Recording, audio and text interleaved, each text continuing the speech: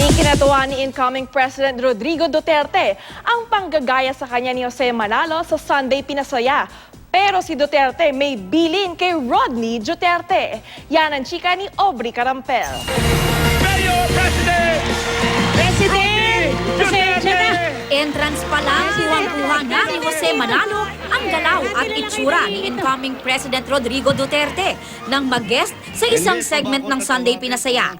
Si Jose, aka Rodney Dugong Duterte, agad tinanong kung ano ang kanyang plano sa peace and order sa bansa. Magpapatupad din daw si Duterte ng liquor ban at curfew. Pag hindi kayo sumunod sa akin, sasabihin ko, ngayon pa lang, toot! Si Duterte hinamon din na magpasample ng kanyang budots moves, gaya ng ibinida noon ng incoming president.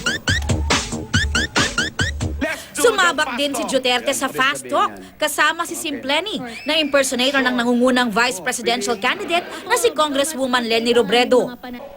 Batas o butas? Batas, batas po. May choice pa ba ako? Butas din eh. Butas. Kaya gusto ko yung butas para masilip ko ang batas. Ang panggagaya ni Jose kay Duterte, ikinatuwa naman ng incoming president. Kuhang-kuha raw kasi ng komedyante ang kanyang kilos. Pero bilin niya kay Jose?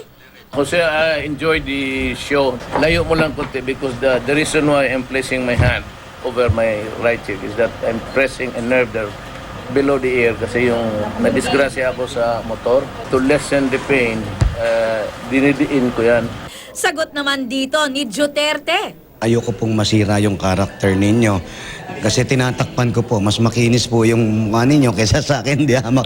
Mag-ingat daw na pinag-aaralan ni Jose ang kilos ng susunod na presidente, pati na ang kanyang mga sinasabi. Naka-jacket ako pero kinikilabutan ako. Pero maraming salamat po Mr. President sa ating mahal na presidente.